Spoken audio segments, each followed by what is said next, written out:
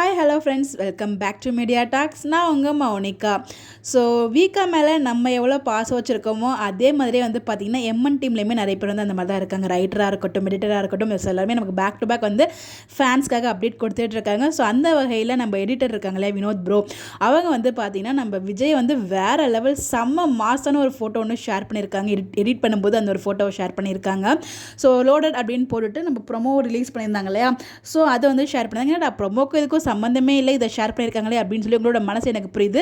But இந்த கோணத்துலையும் பார்க்கலாம் அப்படிங்கிற மாதிரி இன்னொரு கோணமும் இருக்குது. ஸோ உள்ள இருக்க ப்ரொமோவில் வந்து பார்த்திங்கன்னா நம்ம எதிர்பார்க்குற மாதிரி எந்த ஒரு அப்டேட்டுமே இல்லை. ஸோ இந்த ஃபோட்டோவில் உங்களுக்கு வந்து அப்கமிங்கில் காத்துட்ருக்கு அப்படிங்கிறத தான் எடிட்டர் நமக்கு சொல்ல வராரு.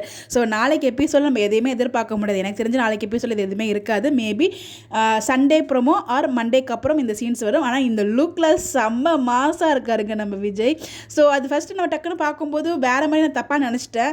அதுக்கப்புறம் நல்லா நோட்டீஸ் பண்ணும்போது தான் அவரோட கழுத்தில் இருந்த டாலர் இருக்கும் இல்லையா, அதுதான் வந்து வாயில் வச்சுட்ருக்காரு. செம்ம கெத்தாக அந்த ஓல்டு விஜய் பார்க்குற மாதிரி இருந்துச்சு. ஸோ கண்டிப்பாக ஓல்டு விஜய் இருக்க மாட்டார், ஃபுல் ரக்கெட்டாக இருக்க மாட்டார். ஸோ ரக்கெட் கொஞ்சம், லவ் கொஞ்சம், ஸோ அந்த கொஞ்சம் சேட்டைத்தனம் எல்லாமே, குறும்புத்தனம் எல்லாமே கலந்த கலவையாக நம்ம விஜயை பார்க்க போகிறோம்.